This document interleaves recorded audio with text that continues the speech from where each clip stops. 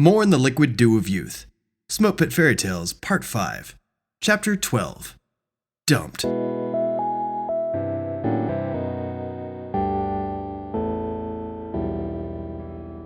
General Piroska walked into his office suite.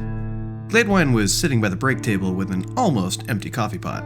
She looked tired and distant. You all right? Piroska asked her as he poured the last bit of coffee into his own mug. Glaedwine nodded. Her hair was a mousy mess. I just had a long night, that's all. She took a large gulp of her drink. Are you sure? Yes, sir. All right. Piroska added enough sugar and creamer to ruin the drink. Did you have that conversation with Thatch? Glaedwine cocked her head to the side and rocked it back and forth. Yeah. And? I don't think what's going on with him is what we thought. It seems more like he's having some trouble with PTSD. It is just after the Volgograd anniversary. Piroska frowned at her. That was an odd song to sing about PTSD. Glaedwine nodded and bit her lip. Either way, it's not good for one of my officers to act like that. Now, I can't order him to go to mental health unless it starts to look like he's going to hurt himself or someone else. Glaedwine shrank into her chair, paranoid about the night before. But we have to deal with this somehow. Piroska took another sip.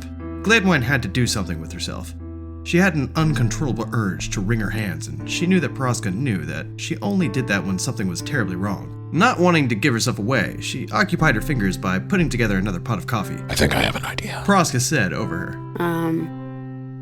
What's that, sir? There's a run coming up to send a dossier to Avalon. Thatch has TSSCI and a courier card. We could send him to deliver the documents to that embassy and give him a few uncharged days to relax there with a nice fat per diem check. Maybe that'll allow him to blow off some steam. Piroska smiled, happy with himself. Sir, with all due respect, you're leading the country. Shouldn't you let someone else deal with a lieutenant's behavior? Piroska shrugged. Normally, but this is a special case. If he wasn't your son, I'd just let the system take care of him. Fair. Glaedwine bit her lips back, then excused herself. I'm gonna go hit the head. Piroska waited for her to leave, then called in Ramsey and Gemery.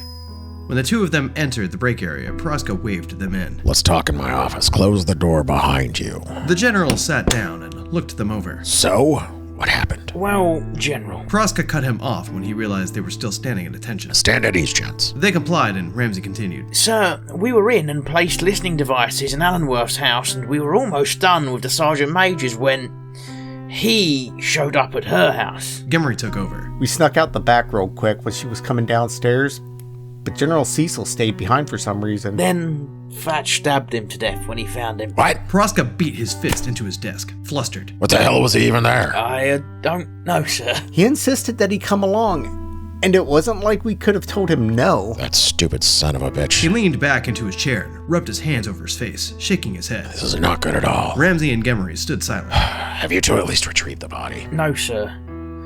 Not yet. Leave it where it is. Piroska slapped the desk again. Damn it. He rested his chin on his fists and dove deep into thought. This may not be all bad. No, sir. Maybe the police will get an anonymous tip about a body that was found. Do you know where he dumped it? We have an about idea. Okay, we'll go to where he is, mark it on a map, and tip off the Tempe Terror Sheriff. This might take care of a few things for us. It'll be less dirty work. We don't need officers like that lieutenant poisoning my corps or subverting the government. Hey everybody, what's up? How you doing? Hope you're doing well today. I had to record this on my phone today because my camera battery's dead. I can't find my little charger guy, and it's already Monday, and I got to get this video up. So yay! Anyway, thank you for listening to another chapter episode of More in the Liquid Dew of Youth. If you don't want to wait for me to read it all to you, the book is just on Audible, or you can get the physical copy. It comes in the little war chest thing. You know how that works. I did move my website off of, not my website. I got rid of the merchant thing on my website. Moved everything over to Etsy. Because I've been using, what is it? Well, originally it was Weebly, and that got bought by Squarespace, I think. Squarespace, yeah. And while there's a lot of cool stuff you can do with building their website and all that, it's like $80 a month to be able to sell shit on your fucking site there. And I didn't want to do that anymore because $80 is too fucking much, and Etsy takes like I think like 20% or something like that. So you know it just works out better for everybody there, especially with the amount of stuff I'm selling, which you know not exactly rolling the dough, but you know what I mean. But with that Etsy shift over there, you know things might be better, things might be worse depending on how it is. Because like now I don't have to like account in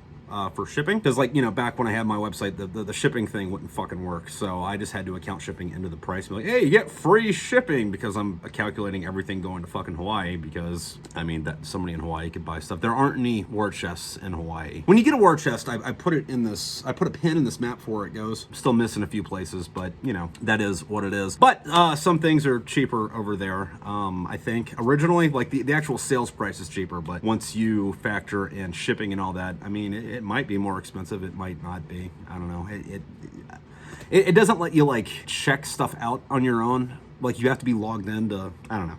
It's whatever. So yeah, if you want to get the war chest, you know, that's where it is. Now, there is a link on my site now, which is more or less just a glorified link tree. Guess who goes to websites anymore? I do have some art on there for you to look at, not to buy though. But yeah, anyway, go check that out. That helps the channel out. Also, with the war chests, if you get one, and you know, I put a pin in the map for where you go, your name also does go in the credits, so that's fun. Same thing with YouTube channel members. So thank you, YouTube channel members, and thank you, war chest people, and thank you, Patreon people. That gets you on here too. Sorry I haven't been talking to you guys a whole lot here. I have been busy as shit. I do have a couple new drafts done of the next book, or my next book, The Litany of Vice.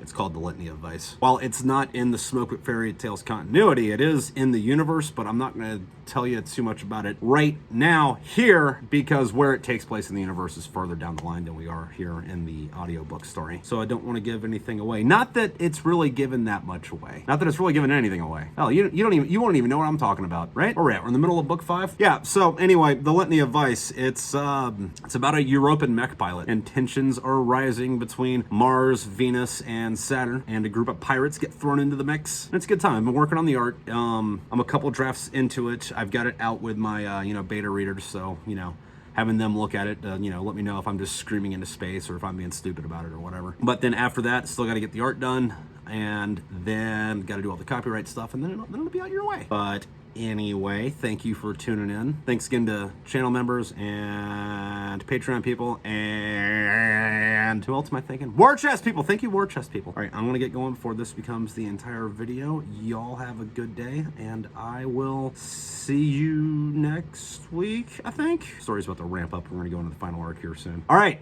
you have a good one. Catch you around. Adios. So I pressed the record button, and now I am talking in order to create sound, so I can go back and check it. Then Thatch stabbed him to death when he found it. I'm going to leave that in for bloopers. Enjoy that. Really spicy. All right, sorry for that big stupid pause. We snuck out the back real quick while she was coming downstairs, but General Cecil stayed behind for some reason. Oh, what the fuck was that? All right. Yes. Serious mode now. Trip, stop goofing off. He insisted that he come along, and it wasn't like we could have said, bullshit. Still too natural. Too natural? Nope, good. Okay, all right. So there is such a thing as too natural, like when you're narrator, like not when you're like trying to sound drunk or something. Chapter 12. Dump. And he stabbed him to 37 times in the chest. What? Oh, no. Oh. Now, inside my own mind, I'll be singing the song about your titties, Sergeant Major Glaedwine. Thatch, that kills people. What? Oh, I'm in the wrong here. Killing people is my least favorite thing to do. There's a run coming up. It's a 5K fun run, turkey trot for Thanksgiving. He'll love it. I've got a rumbly that only Waffle House can satisfy. In the middle of a hurricane.